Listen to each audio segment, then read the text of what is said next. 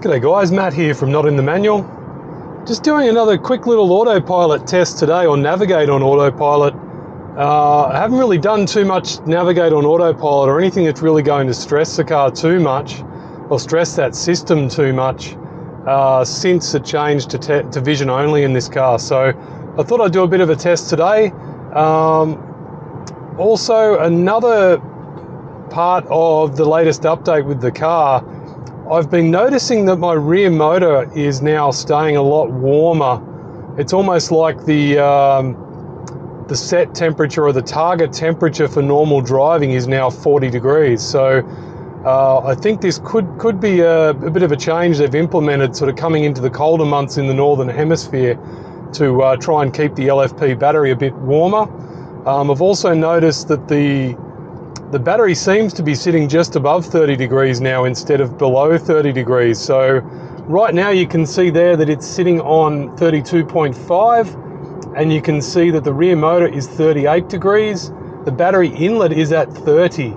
So right at the moment, I think the car is managing the battery temperature separate to the motor temperature, and then it's allowing, when it needs to heat the battery up, it's allowing that warmer fluid to come from the motor and be used to heat the battery up. So this is a bit of a change, and it's not just a one-off. I've been seeing this. Now we've got some higher ambience. I've got 25 degree ambient temperature today. I'm wondering if it is just that. Ever since I've been driving the car since this latest update, we have had some warmer days, but I have had some cooler days as well, where it's been below 20 degrees, and I've noticed that motor temperature just sits at 40, between 38 and 40 degrees constantly. And you'll be able to see it up there on the screen. So I just wanted to make note of that.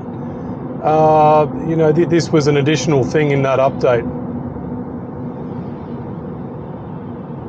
So I'm going to put that in my update video as well. And yeah, so this is the same sort of test that I did. I'm not sure how this camera is going to go with the bright sky here. We'll see how we go. We'll see how the exposure goes. I can't really make an adjustment while we're driving. No, it doesn't look too bad. So yeah, we'll see how it goes. Going across the Harbour Bridge again. See here straight away, it's telling me to get in that right lane now. I think it's a bit too soon, so we'll let it just go a bit longer. But I've been noticing the car is, my opinion hasn't really changed much since I changed to vision only. I still don't think it's as good as it was before. Not that the radar, I think, played a role in a lot of the things that I'm having issues with. I think it's more just the way the vision system works now with autopilot has changed as well.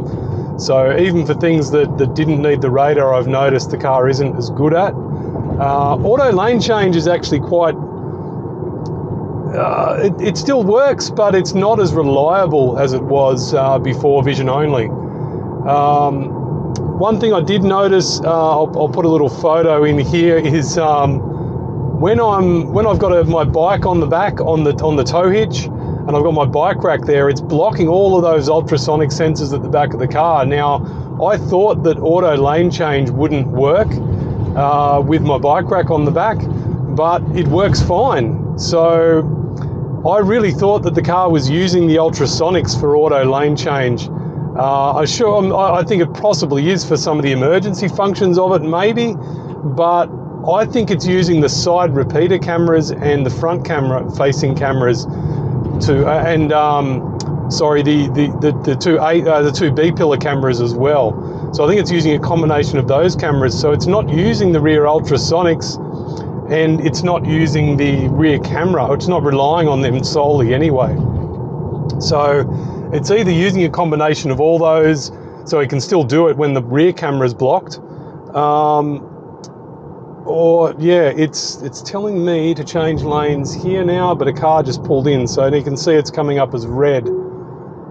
So let's see how we'll go. We'll do an auto lane change here. This is the suggested lane change from Navigate on Autopilot.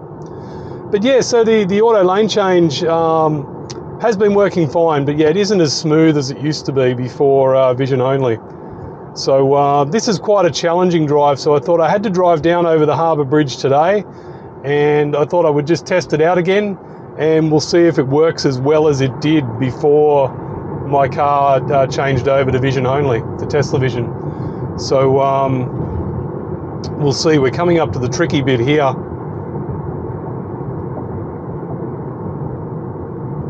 I just had an opportunity to film this again today, so just thought I'd see how it went.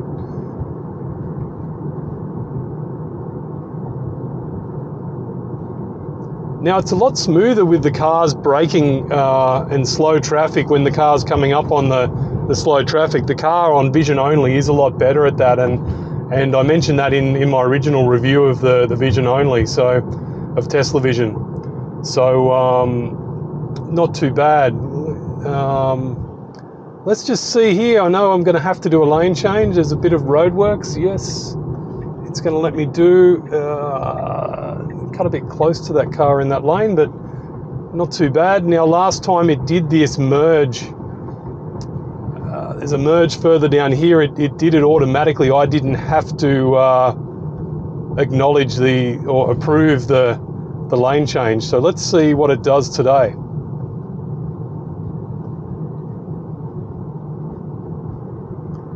It's going quite slow here at the moment. Let's just see. Yes, it's doing it on its own. I haven't had to, I didn't need to approve that with the indicator stalk. Yeah, it managed that quite well, so it's still pretty impressive.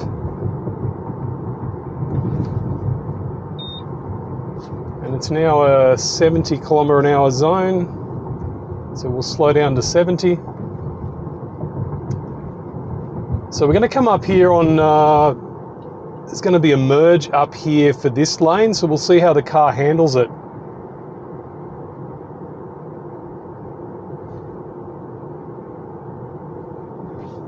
Whoop, phantom brake. Yeah, that was quite harsh. 70 down to 60 pretty quickly. Okay, not many cars around, so that's not very challenging, this merge.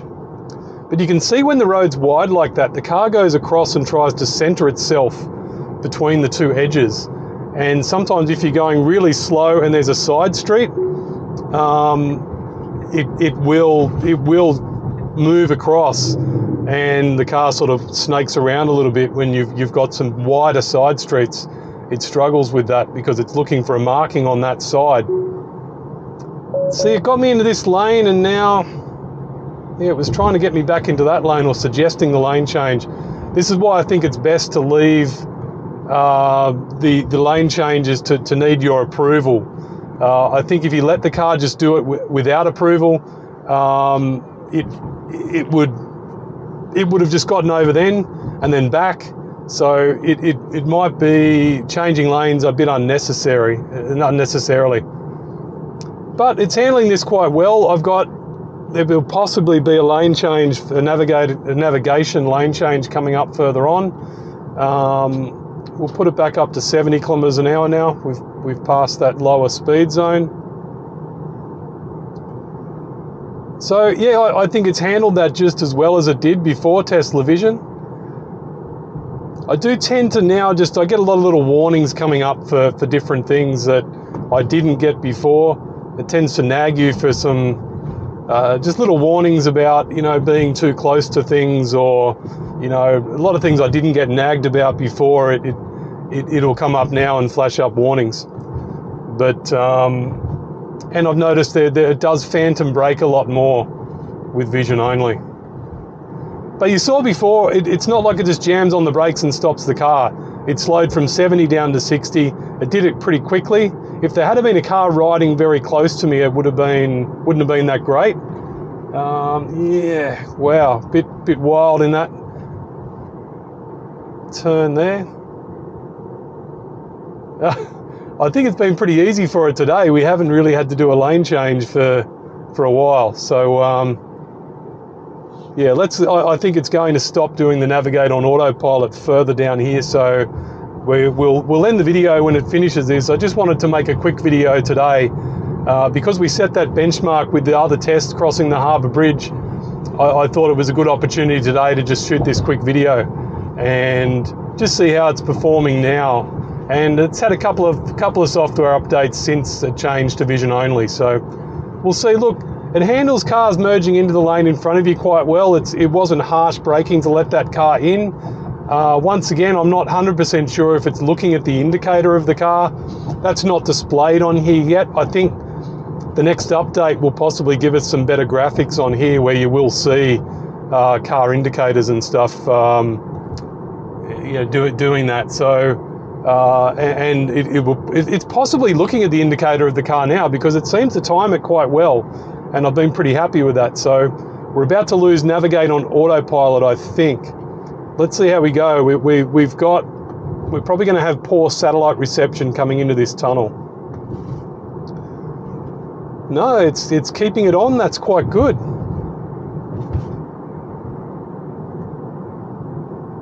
It's handled this quite well. It wants me to change lanes here, even during a turn. Yeah, look, this is quite... Yeah, it hesitated a little bit there, and yeah, it's taken the wrong turn.